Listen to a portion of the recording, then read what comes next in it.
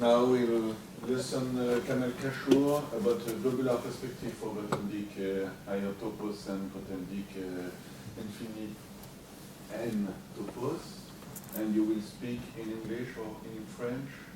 So I'm going to give just the title and explain basically what I'm going to speak about in English, but I prefer to speak in French because it's my language.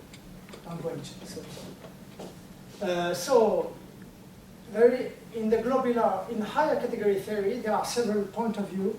Basically, there are the simplicial point of view, which is the most well-known around the world. There is also others, like the globular or the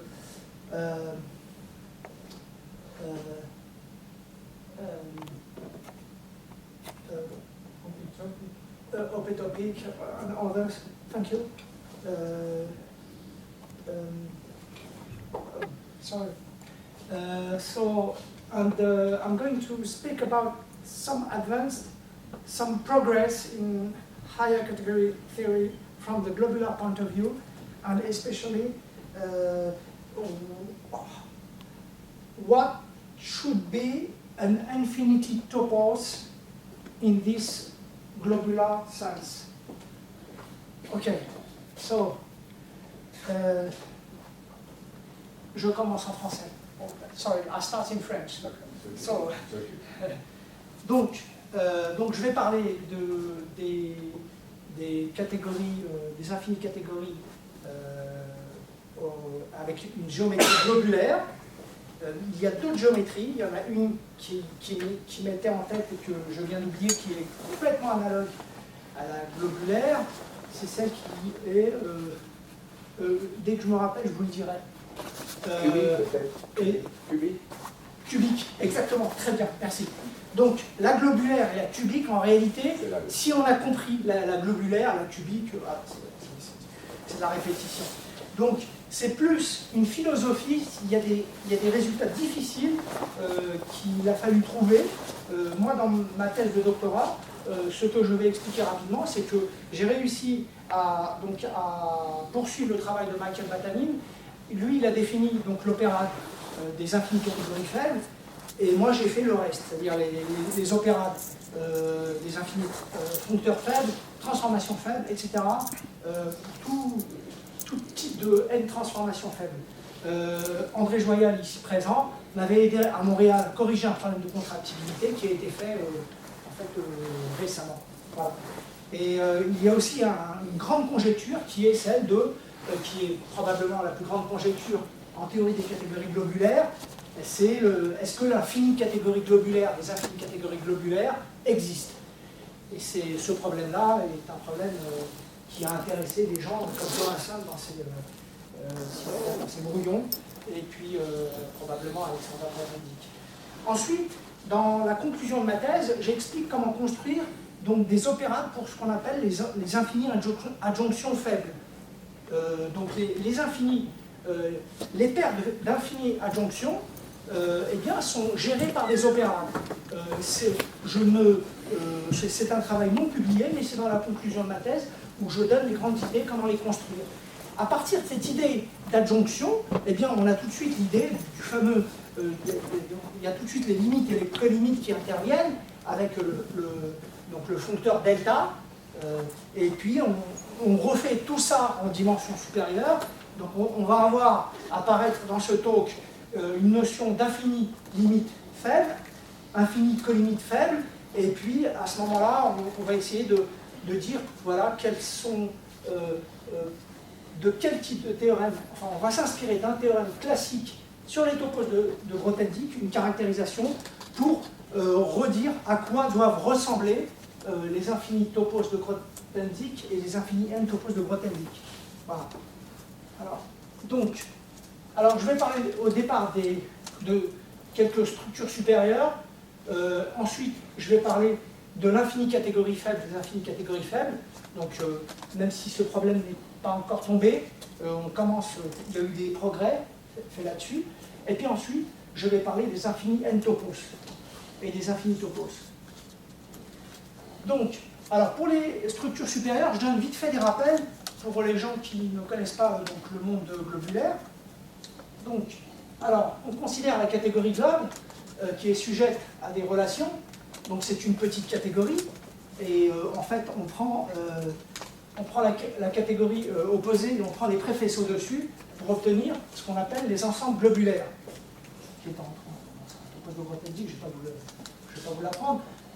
Alors, on considère ensuite une autre petite catégorie qui est aussi amusante.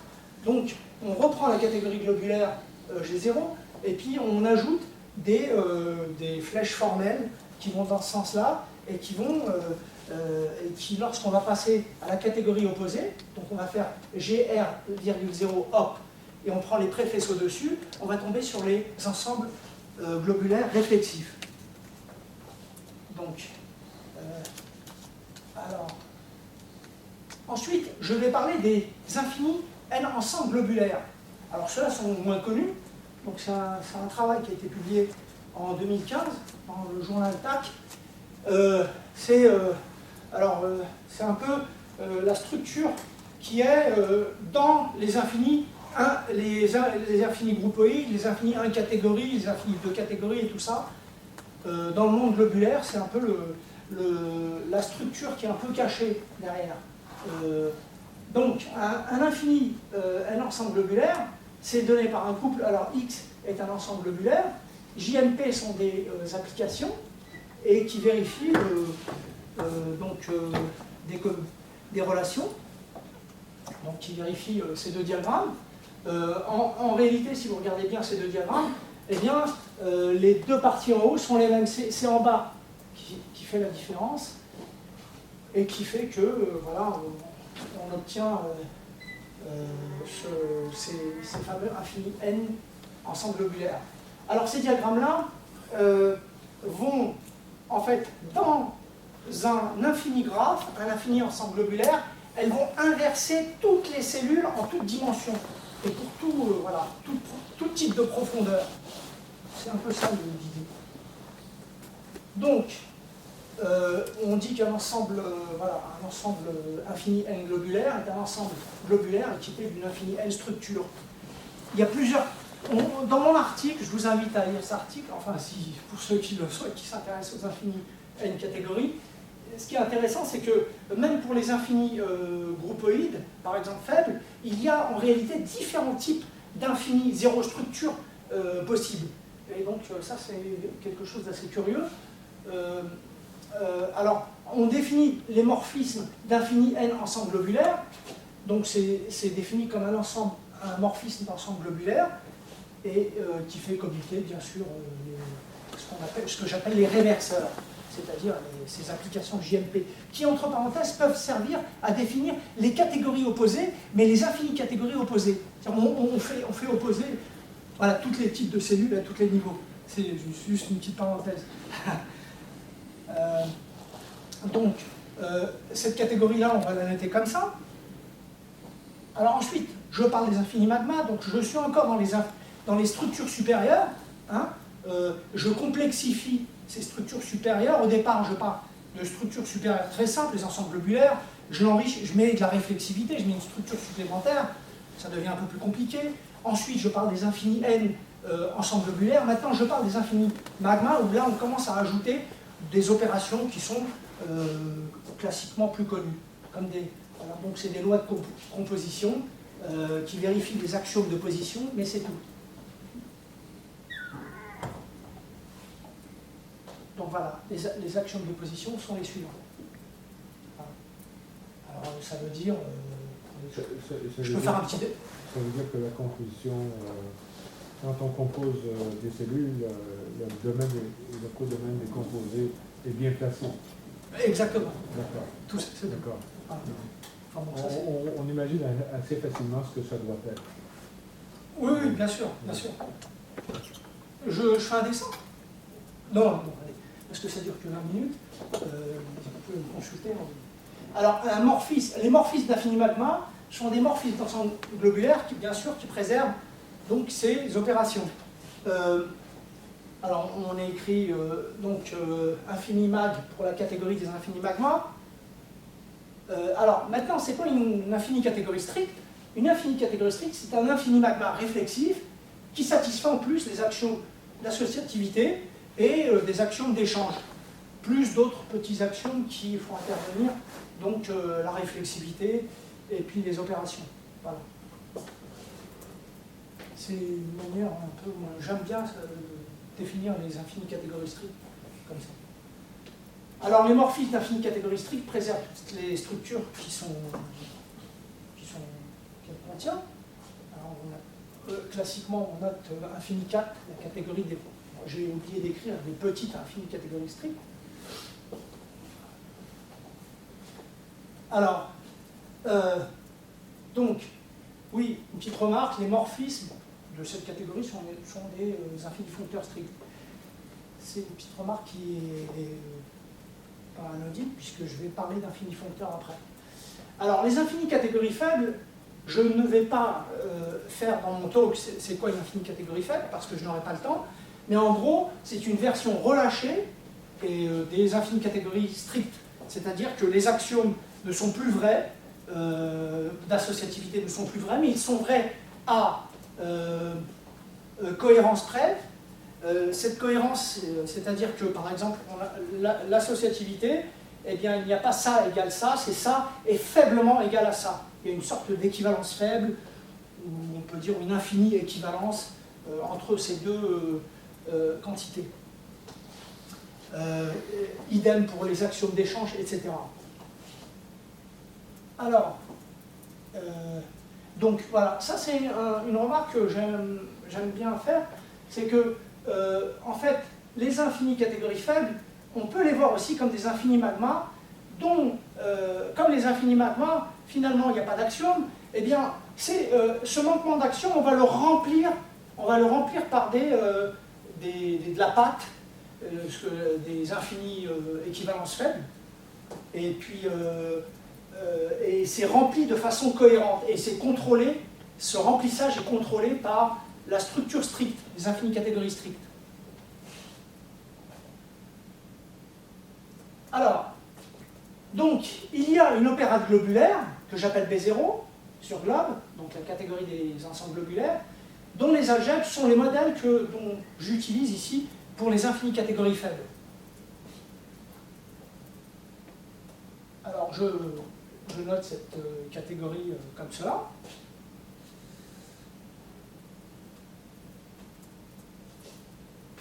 Alors, je donne des exemples de structures supérieures, d'autres intéressantes. Alors, on peut, bien sûr, avec les infinis magma, faire plein de variations.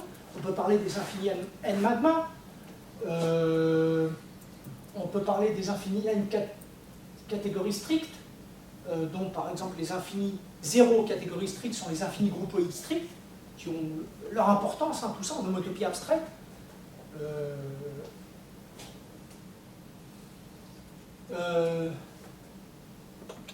Donc, il existe des modèles algébriques d'infini n catégories. On dit infini n catégories, mais moi je rajoute faible pour faire la distinction avec le strict, appelé donc infini n catégories, qu'on note comme ça. Alors, elles sont algébriques dans le sens que elles sont des algèbres pour une monade. Donc, c'est un travail, comme je vous ai dit, donc, il y a quelques instants, qui a été publié dans le journal TAC en 2015. Alors, par exemple, nos modèles d'infinis groupoïdes sont définis comme nos modèles, par définition, sont nos infinis 0 catégories. Alors, maintenant, je passe à la deuxième étape. L'infini catégorie faible des infinis catégories faibles. Alors, avant de parler de ça, il faut parler des infinis foncteurs faibles. Alors, j'ai construit dans ma thèse, en fait en 2008, puis ça a été annoncé en 2008, puis publié en 2011, puis publié dans ma thèse, mais corrigé ensuite, donc les B1, B2, Bn-1, etc. Quels sont ces objets? Alors, le B0, c'est l'opérade de Batanine, dont les algèbres sont les infinies catégories faibles de Batanine. B1 sont des opérades sur globe, le produit cartésien de globe avec lui-même, dont les algèbres sont les infinis foncteurs faibles. B2, c'est donc l'opérade sur globe au carré dont les algèbres sont les infinies transformations naturelles faibles, etc. pour tout n. Disons que je n'ai pas du tout changé la combinatoire que j'avais déjà trouvée en 2008. Le problème, c'était un problème de cohérence que moi et André avions essayé de résoudre à Montréal, et puis on a eu du mal. Et finalement, j'ai résolu le problème il y a quelques mois.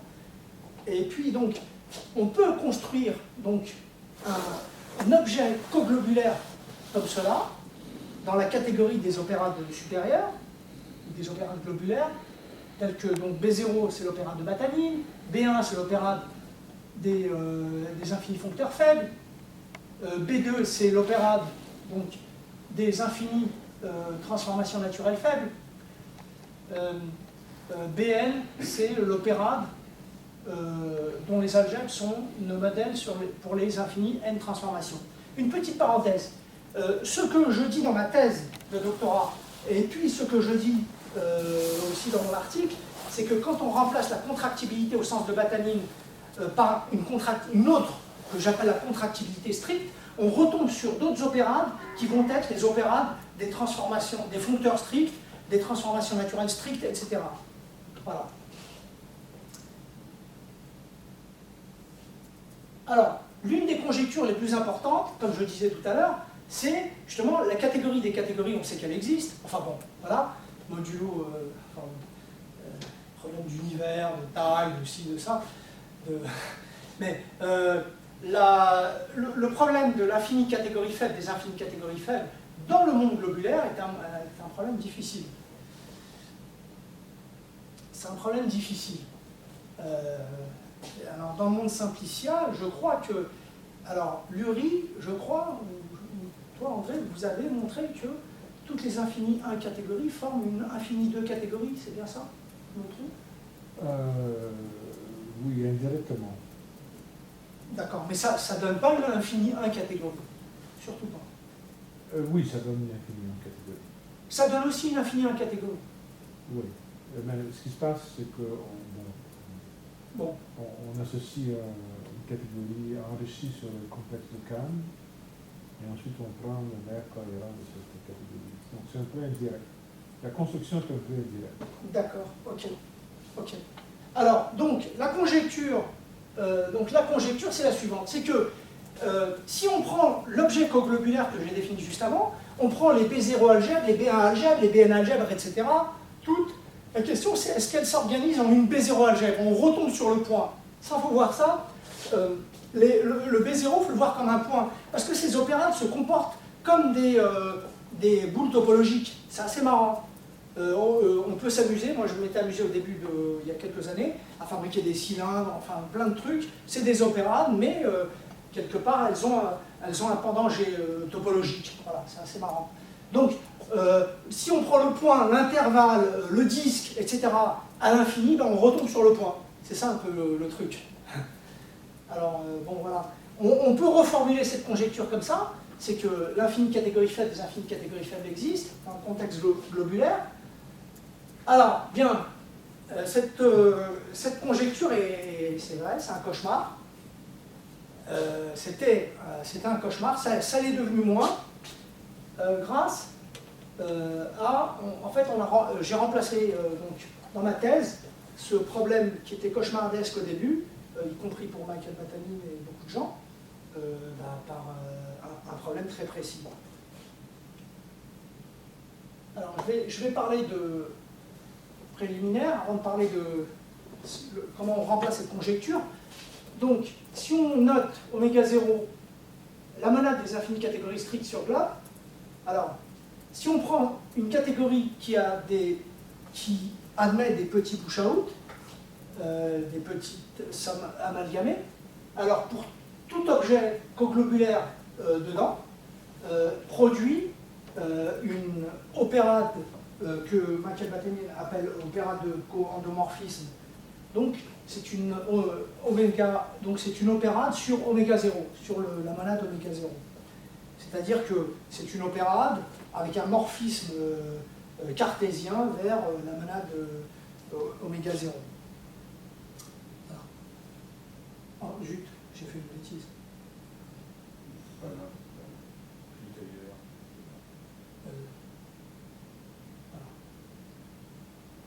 Voilà. Alors donc on rentre dans des nouvelles définitions donc, dans le monde de ces opérades globulaires. Donc un objet coglobulaire d'opérade supérieure que je note W point, qui signifie comme tout à l'heure, c'est-à-dire quand je note W point delta kappa, ça veut dire que j'ai W0 qui s'inclut 2 fois dans W1, qui s'inclut 2 fois dans W2, etc., etc. Un peu comme on voit le point qui s'injecte dans l'intervalle, qui lui-même s'injecte dans le disque de deux manières, etc., etc. Eh bien, donc si je prends un tel objet coglobulaire, d'opérade globulaire, dans une catégorie qui a des petits push-out, alors je la qualifie d'algébrique, donc cet objet coglobulaire est algébrique, si la première opérade est une opérade au-dessus de la monade des infinies catégories strictes, et si en plus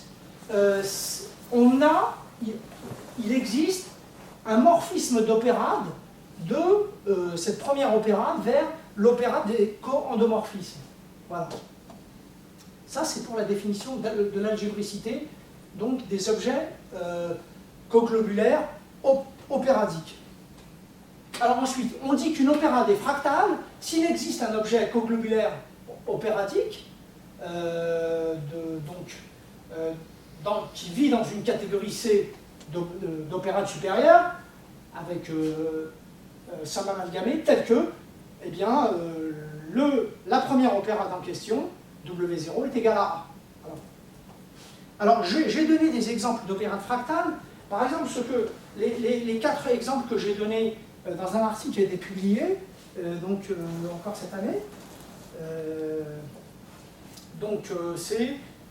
J'ai démontré que l'opérade des infinigraphes, c'est quelque chose de complètement évident, mais il fallait le montrer, c'est que l'opérade des ensembles globulaires est fractale.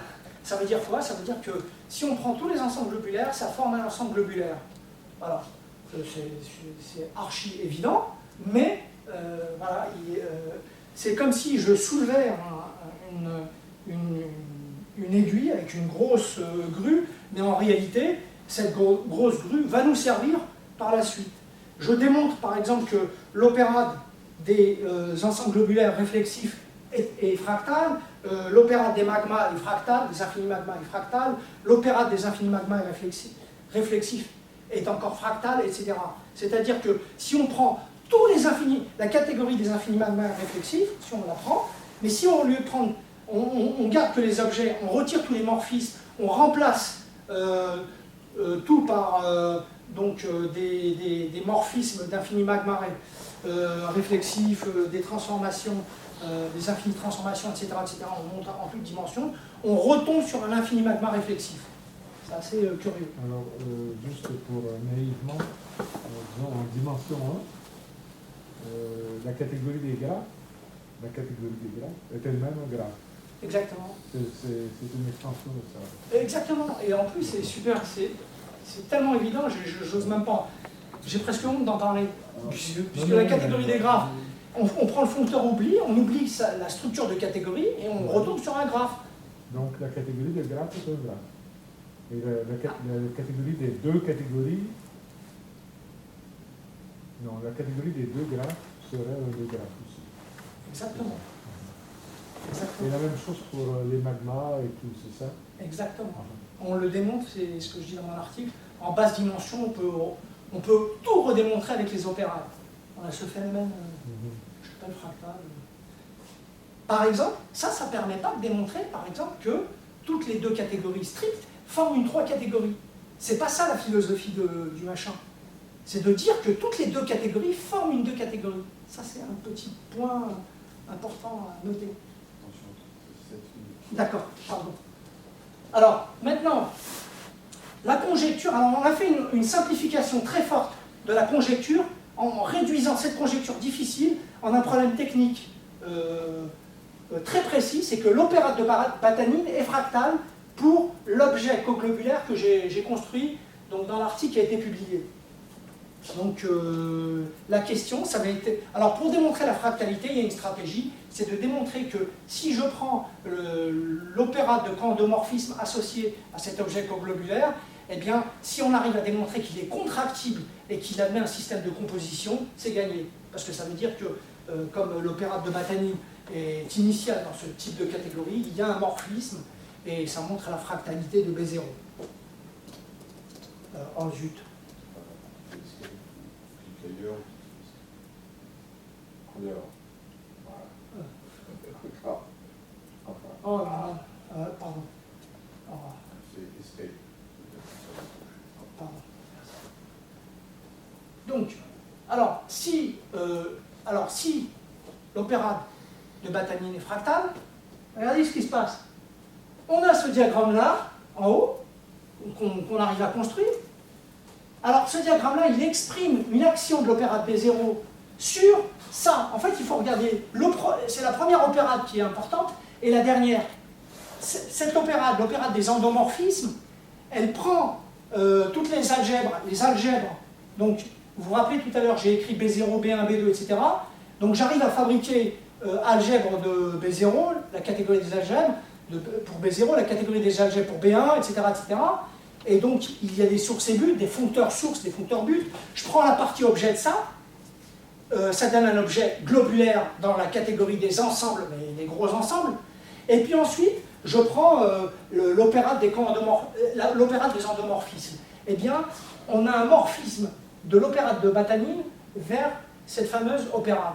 Et ça exprime exactement que des infinies catégories faibles existent.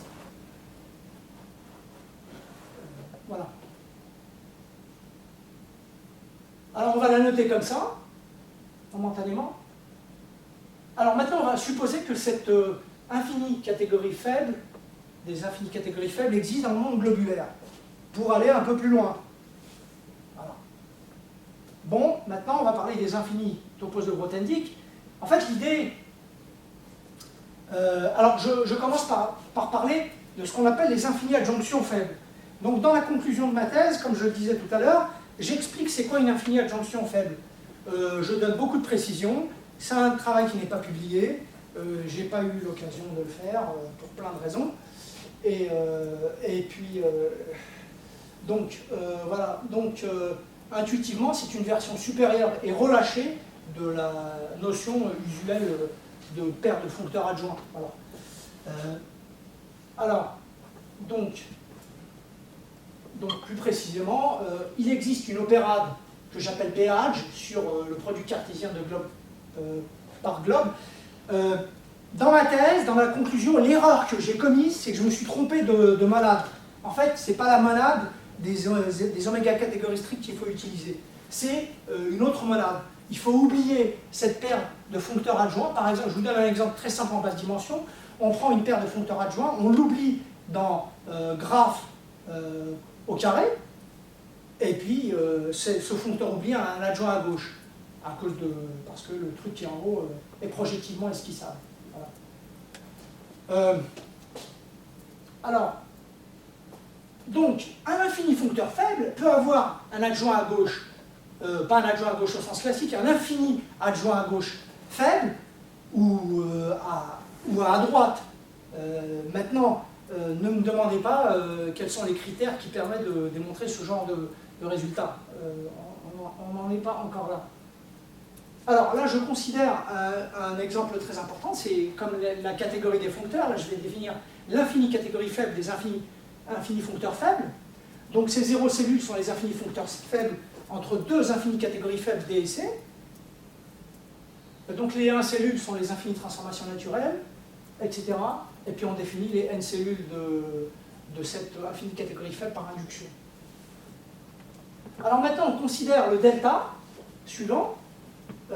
Il est défini comme le delta usuel pour dire par exemple qu'un certain type de diagramme admet dans une catégorie, les limites sont possibles pour ce type de diagramme ou les colimites. Il me reste combien de temps? 2 minutes. Et à ce moment-là, on reconstruit le delta, mais en toute dimension. Alors on suppose que delta est un infini foncteur faible. Alors, maintenant, donc si C a des petites infinies colimites, si pour toutes les catégories D en haut, eh bien delta a un infini adjoint à droite, et C a des petites, est infini co-complet, petiment, s'il a un infini, s'il admet un infini adjoint à gauche faible. Voilà. Je vais très vite là. Alors, maintenant, je définis c'est quoi la notion de préservation d'infini limite faible et d'infini colimite faible par des infinis foncteurs faibles. Et je dis qu'en fait, le I là, donc cette préservation, c'est plus une égalité ni un isomorphisme, c'est une infinie équivalence faible. Voilà. Et c'est quoi une infinie équivalence faible? Eh bien, c'est comme une incellule d'un infini groupoïde faible. Voilà. Alors, maintenant, on considère les infinis pré-champs, donc qui sont en fait, je prends une petite catégorie, et je prends la catégorie des infinis foncteurs faibles entre. Alors, on suppose que on suppose qu'il existe une sous-infinie catégorie faible de cette catégorie, de cette infinie catégorie faible de pré-champ qui est réflexive. Ça veut dire quoi? Eh bien, grâce à la notion d'adjonction que j'ai définie tout à l'heure, j'ai bientôt fini Stéphane, donc ça signifie que l'inclusion est un adjoint à droite au sens faible et en dimension supérieure. J'ai oublié infini ici. Voilà. Et on suppose que R préserve les infinis limites finies faibles. Maintenant, on passe à la définition. Alors, si on a ça, alors on peut dire que C est une infinie catégorie faible d'infini champ. Alors, une infinie catégorie faible, E, qui est faiblement infinie équivalente à une infinie catégorie faible d'infini champ faible, est appelée un infini topos de Grothendieck. Voilà.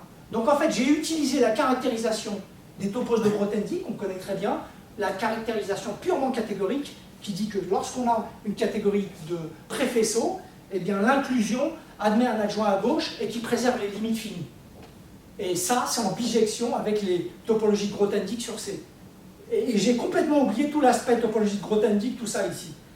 J'ai directement utilisé cette caractérisation purement catégorique. Voilà, pour la généraliser. C'est la bonne définition. Merci, Pierre Cartier. Alors donc, maintenant, on a défini des modèles d'infini N catégories, comme je l'ai dit dans un article. Maintenant, on passe à la dernière chose, et j'ai fini, proposition. Alors, si on prend une infinie N catégorie faible, globulaires, qui existent et qui sont définis, dont des modèles ont été définis comme des algèbres pour une monade, qui sont faiblement infinis équivalents à une infinie catégorie d'infini champ, voilà. Alors, ce sont des exemples de ce que je peux appeler des infinis N topos de Grothendieck. C'est tout. J'ai tout simplement remplacé infini catégorie par infini N catégorie. C'est tout. Donc ça c'est peut-être moins subtil. Voilà, je vais terminer. Merci.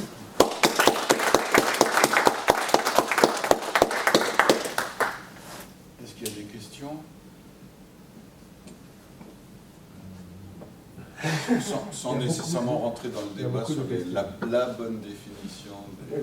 Non. Bon, juste un détail bibliographique. Qu'est-ce que c'est TAC? Qu'est-ce que c'est que des abstracts? Je sais plus quoi. TAC, c'est Theory and Application of Category. C'est un journal. Qui est lié à l'Australie ou pas? Non, c'est un très bon journal. Les Australiens publient beaucoup dedans.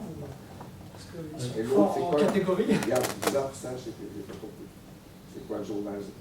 Ah oui, c'est GASA. C'est un journal iranien, un jeune journal iranien sur la théorie des catégories et des structures, J'ai publié mon travail, l'un de mes travaux, mon travail principal sur les opéras fractales dedans, parce que j'en ai eu marre des rejets qui ont duré des années, des référés. Et ces gens-là ont eu la grande gentillesse de reconnaître mon travail. Voilà. Bon, Et tous leurs articles sont en ligne, donc y compris ceux de Kamel qu'on d'accord, trouve très facilement. Bon, et l'Iran essaye de se réintégrer, ils ont raison. Et dans le cas des infinis 1 catégories, les infinis 1 topos, c'est-à-dire s'il y a une définition d'infini 1 topos là. Oui, oui, bien sûr, avec ce que je viens de Qu'est-ce dire. que ça donne pour un égal 1? C'est tout simplement, si tu reprends la définition que je viens de donner, je ne donne pas une définition. Je dis que si on prend les infinis des modèles d'infinis 1 catégorie, en mon sens, celle que j'ai définie dans le journal TAC, eh bien, c'est un infini 1 topos s'il s'injecte dans une infinie catégorie faible de pré-champ, Oui. d'accord, tel que l'adjoint à gauche, mais l'adjoint à gauche, c'est pas un adjoint à gauche, c'est un infini adjoint à gauche faible, Oui. préserve des infinis limites finies faibles. Je voulais savoir si tu avais un exemple. Oh, hélas, pas avec encore. n égale 1 ou n égale 0 ou quelque chose. Ouais, Est-ce que le cas n égale 0, c'est les topos de Grothendieck? Ou bien c'est le cas n égale 1? Ah, tu veux dire en dimension 1? J'ai pas compris. Ben, je voudrais savoir si tu peux obtenir quelque chose qui serait équivalent au topos de Grothendieck classique avec cette définition ou pas. Peut-être pas. J'en suis sûr et certain, tu trouves, au niveau des dimensions. Il y a un calcul à faire, les cohérences s'écrasent et tout ça, et à la fin tu retombes. Cette définition est une extension naturelle des topos de Grothendieck. Si on considère la définition catégorique en vrai. D'accord. Alors, tu devrais avoir une notion de topos, de un topos, ou je ne sais pas,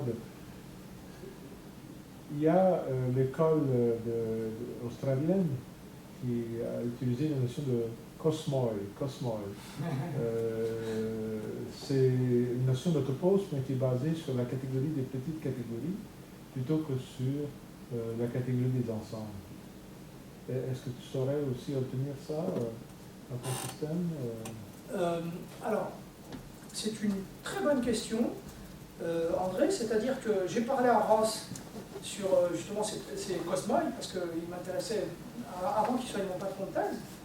Et en fait, Ross, quand il a voulu faire ça, il a voulu étendre ce qu'a fait Lauvir, mais non plus pour les ensembles, pour les catégories. Donc quelque part, c'est plutôt les cosmoïdes, il faut les voir comme une tentative de définition des deux topos élémentaires.